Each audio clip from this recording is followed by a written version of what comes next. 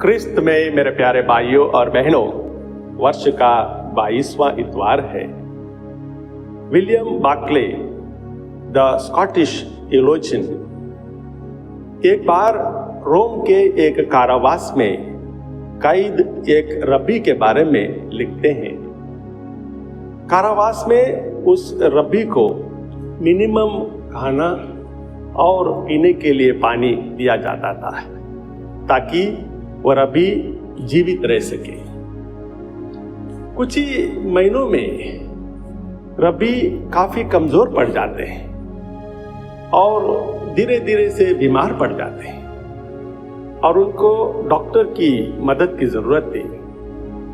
जब डॉक्टर रब्बी को जांच करने के लिए आए तो पता चला कि रब्बी को डिहाइड्रेशन हुआ है, उनके शरीर में पानी की कमी है।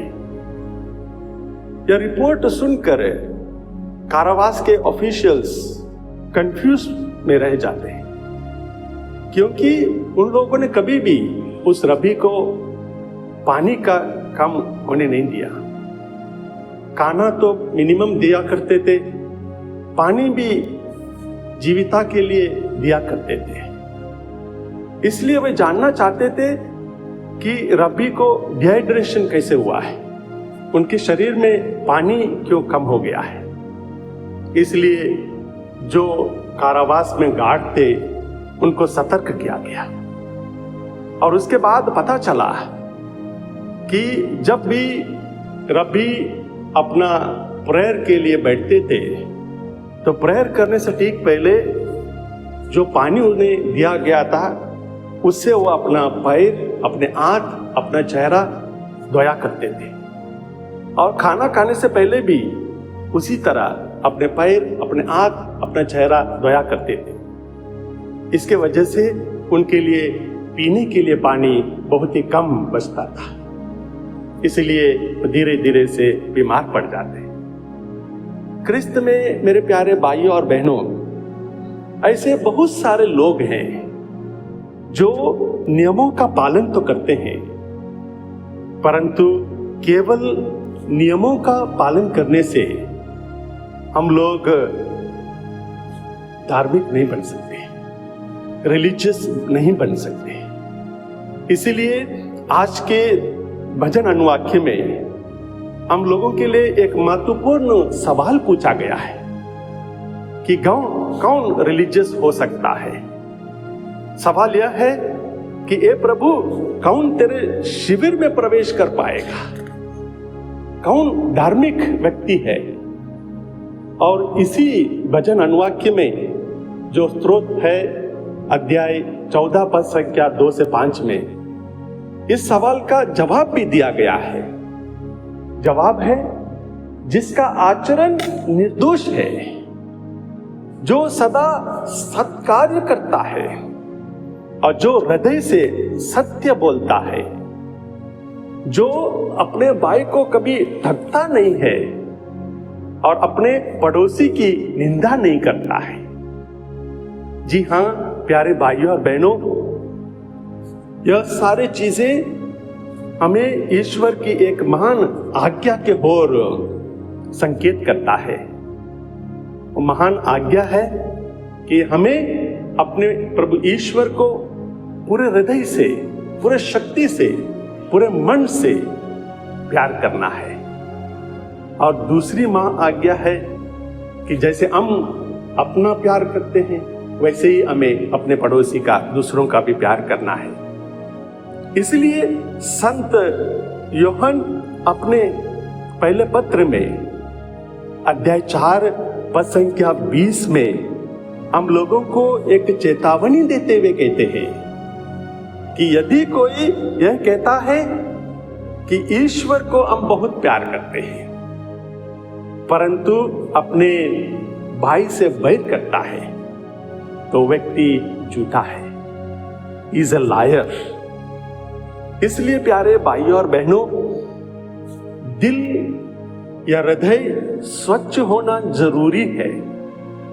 सिर्फ यह कहना कि मैं ईश्वर से प्यार करता हूं और अपने घर वालों से बैर करते हैं, झगड़ा करते हैं, तब हमारा दिल स्वच्छ नहीं है। Purity of heart is the touchstone of morality and religion. केवल धार्मिक नियमों का पालन करने से हृदय स्वच्छ नहीं होता है। हृदय या दिल हमारे शरीर का केवल एक अंग ही नहीं है, वह हमारे जीवन का सेंटर है। और हम जानते हैं कि art is the core of one's personality. हमारा दिल जब प्योर नहीं होता है, तब हम ईश्वर से कोसों दूर चले जाते हैं। इसलिए प्यारे भाइयों और बहनों, हमारा दिल स्वच्छ रखना पड़ता है, और दिल स्वच्छ रखने के लिए ईश्वर से प्यार करना पड़ता है, पड़ोसी से प्यार करना पड़ता है।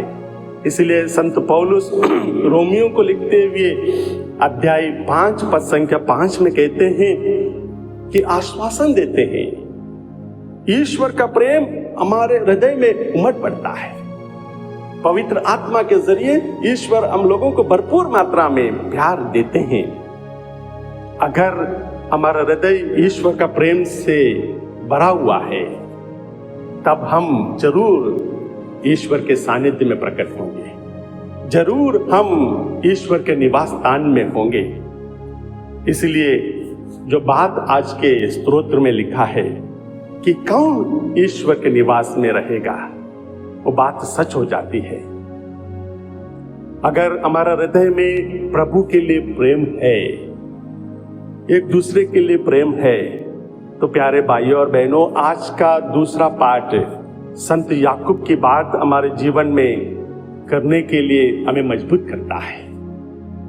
संत याकूब लिखते हैं कि पिता ईश्वर की दृष्टि में शुद्ध और निर्मल धर्माचरण यह है कि विपत्ति में पड़े हुए अनाथों और विधवाओं की सहायता करना।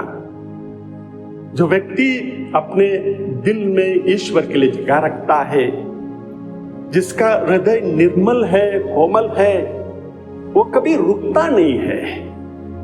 वो अनाथों को, विधवाओं को मदद करता है, जो जरूरतमंद है उनके ओर अपना कदम बढ़ाता है, और वो एक क्रिस्तीय बनकर अपना जीवन बिताता है, ईश्वर का सानिध्य को महसूस करता है। सवाल यह है प्यारे भाइयों और बहनों, क्या हमारा हृदय ईश्वर के करीब है? क्या हम ईश्वर को महसूस करते हैं? या नबी इसाइयस ने जो भविष्यवाणी की थी, जो प्रभु यीशु आज के सुसमाचार में हम लोगों को याद दिलाते हैं, क्या उस प्रकार है हमारा दिल? ये लोग मुख से मेरा आदर करते हैं, परंतु इनका हृदय मुझसे कोसों दूर है।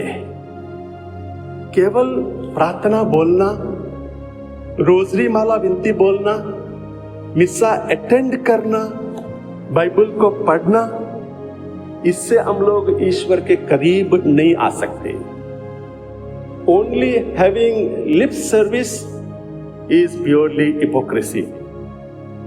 प्यारे भाइयों और बहनों, हमें अपना मन को शुद्ध रखना है, हमारा दिल को शुद्ध रखना है, क्योंकि प्रभु आज के सुसमाचार में हम लोगों से कहते हैं हमें अशुद्ध क्या करता है।